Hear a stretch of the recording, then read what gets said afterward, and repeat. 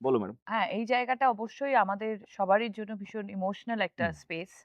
কারণ এখানে আমাদের ডিরেক্ট দর্শকদের সাথে আমাদের সকলেই যারা আমরা কাজ করি একটা সিনেমার সাথে, তাদের সকলের একটা মেলবন্ধন বা একটা সম্পর্কর সৃষ্টি হয় হুম, ডে 1 থেকে। মানে ধরো যদি আমাদের দেশু 7 মানে বা দেশু যদি বলি, চ্যালেঞ্জ থেকে আ যদি শুরু করি, তাহলে চ্যালেঞ্জে ১ম বার হয়তো এই হলে বসেই সব দর্শকরা কারেক্ট, কারেক্ট, আমাদেরকে কারেক্ট। ১ম বার দেখেছিল এবং আমাদের সাথে কানেক্ট করেছিল। হুম, আর আজকে আমরা দেশু 7 নিয়ে একটা ডেফিনিটলি যেটা বলেইছিলাম হুম। দারুণ একটা কিছু অ্যানাউন্সমেন্ট আমরা ডেফিনিটলি করব। তার আগে অনেক গল্প আ অনেক কিছু প্রশ্ন তোমাদের আছে যেটা হ্যাঁ, সোজাসুজি তোমাদেরকে বলবো না কি উত্তর দেবো মানে।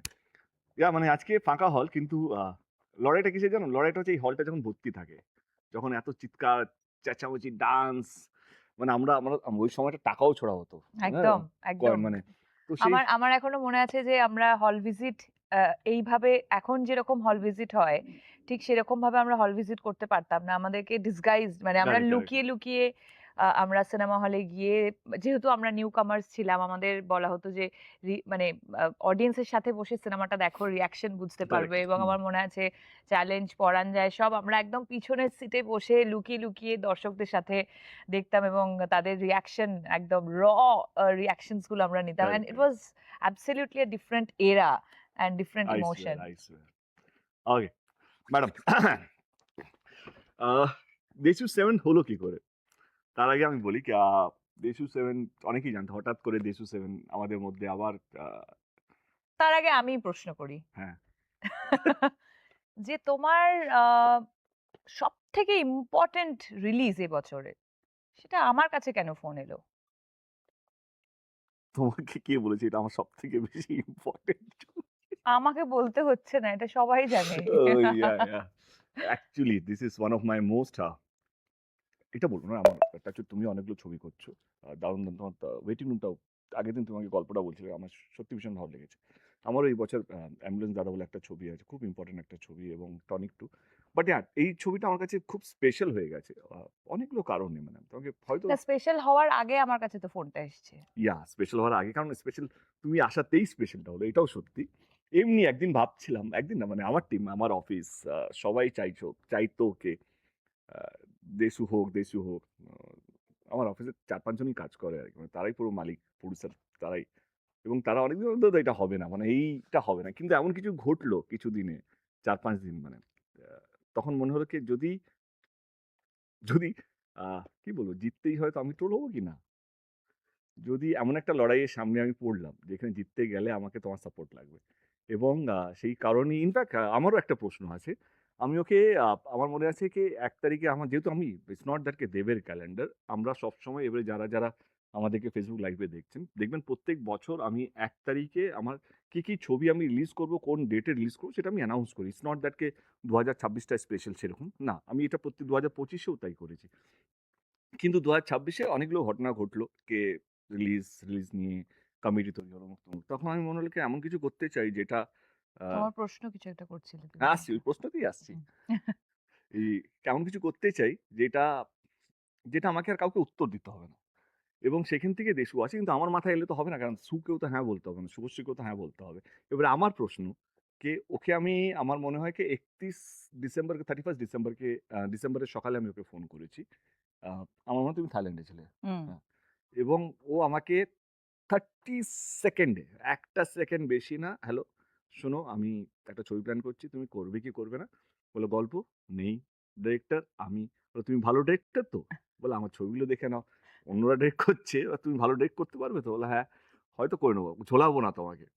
তো ঠিক আছে। আ আমাকে ১ সেকেন্ড দাও। তারপরে সে হ্যাঁ বলে। তো আমার প্রশ্নকে তুমি 30 সেকেন্ডে হ্যাঁ বললে কেন? আ ফোনটা যখন এলো, হুম, অফারটা যখন এলো, হুম, তখন ভাবলাম নট সো ইনোসেন্ট ফেস হুম, হুম। এর কাছে যখন দেবের ফোনটা এলো স্লো ক্ল্যাপ। ১ গোল খেয়ে আছি দেব। সব সো দেব। এই আমরা সব আমরা এখন ব্যালেন্স কিন্তু হয়ে সেম যাবো। টিম এখন। আচ্ছা, আচ্ছা, আচ্ছা। সেম ঠিক আছে। টিমে গোল করে দিলে তো আচ্ছা, হবে না। নট সো ইনোসেন্ট হ্যাঁ, face not K so innocent face এর কাছে যখন ফোনটা এলো, হুম, তখন নিশ্চয়ই কোনো একটা যুদ্ধে নামতে হবে। হুম, হুম, ছোটবেলা থেকে তো অনেক যুদ্ধই করেছো। হুম, হুম। সো না হয় তুমি দেখেছো না? না হয় এই যুদ্ধটাতেও তোমার সাথ দিলাম। কোন যুদ্ধ হলো শুনি? কত যুদ্ধ, অনেক, অনেক যুদ্ধ। যেমন? আর যুদ্ধ তো খুব ইম্পোর্টেন্ট লাইফে। লড়াই থাকাটাই খুব ইম্পোর্টেন্ট। তবেই একটা আ দারুণ ইন্সপায়ারিং আ স্টোরি আমরা বলতে পারি। যেমন হুম, ধরো আ আমরা যখন এই পৃথিবীতে থাকবো না, হুম। তখন তখন এই অনেকেই লড়াইগুলোই আমাদের থেকে যাবে। আমাদের কথা, কারেক্ট, আমাদের কারেক্ট, গল্প কারেক্ট, হয়তো কারেক্ট, কারেক্ট। সেই কাজই আমরা করে যেতে চাই। সেরকমই তো যুদ্ধ থেকেছে তোমার জীবনেও। আমার একটা কথা মনে পড়ছে মানে একটা জিনিস। তোমার কোন ছবিতে ব্যান করা হয়েছিল না? আমাকে, আমাদের দুজনকে, আরে তোমাকে তো এখনো ব্যান করা হচ্ছে। ওহ! আমার এখনো মনে আছে আমরা একটা ছবি করছিলাম খোকা বাবু। তখন ওর সাথে কেউ কাজ করবে না বলেছিল। তো আমি अशु কাছে যাই, अशोक धानुका जी। बोला भाई मेरे को पिक्चर करना है। কিন্তু হিরোইন শুভশ্রী। তো अशोक जी गिव मी अ ब्लैंकेट को जो जिसको चाहिए लेना है लो। তো আমার এখনো মনে আছে কোনো ডিরেক্টর আমাকে হ্যাঁ বলছিল না। কোনো মিউজিক ডিরেক্টর আমাকে হ্যাঁ বলছিল না। তো তখন আমরা সাউথ থেকে ডিরেক্টর নিয়ে আসি এবং আমরা ছবি করি খোকা বাবু।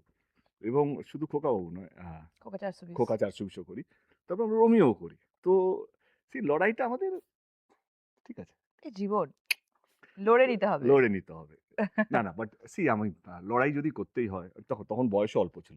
লড়াই যদি করতে হয় তো আমি ইন্ডিয়া পাকিস্তানের বর্ডারে গিয়ে দেশের হয়ে লড়বো। আজকে যখন বয়স বাড়ছে, এক্সপেরিয়েন্স যখন বাড়ছে, তখন মনে হচ্ছে কি লড়াইটা তো নিজেদের লোকের সাথে করা যায় না। লড়াইটা কার জন্য করছি? কিসের জন্য করছি? একটা সিনেমাকে ভালো বানানোর জন্য, একটা দর্শক যে আস্তে কমে যাচ্ছে তাদেরকে ধরে রাখার জন্য, তাদেরকে আবার এরকম একটা সিনেমা হলকে ভর্তি করানোর জন্য। এই লড়াইটা না অন্যরকম লড়াই শুভশ্রী। মানে ছোটবেলায় কি হতো না মানে ওই সময়কার ২০০৯, ১০, ১১, ১২ তখন মনে হচ্ছে এইটাই লড়াই, এইটাই জীবন, এইটা করলেই এই হবে। এখন মনে হচ্ছে না यार ওইটা ওই সময়কার। এখনকার লড়াই হচ্ছে কি আগলে রাখা। লিডার কে? যে আ দুবেলা ভাতের জোগাড় করে দেয়, নয় কি দুবেলা ভাতকে বন্ধ করে দেয়। লিডার কে? যে একটা এক্সাম্পল সেট করে কিনা এইভাবেও কাজ করা যায়। তো আমার মনে হয় কি এইটাই চাই কি সবাই যেন সুস্থভাবে কাজ করুক, সবাই যেন ভালো থাকুক এবং এট দ্য সেম টাইম সবাই যেন মন খুলে বেঁচে থাকতে পারুক। এটাই তো আচ্ছা, জীবন। এই কথাটা আমার মানে মনে পড়ল। মানে লিডারের কথাটা আমার মনে পড়ল যে আমাদের ছবিতে কি অনির্বাণ থাকছে? অনির্বাণ আচ্ছা, ওকে কেন কাজ করতে দেওয়া হয় না?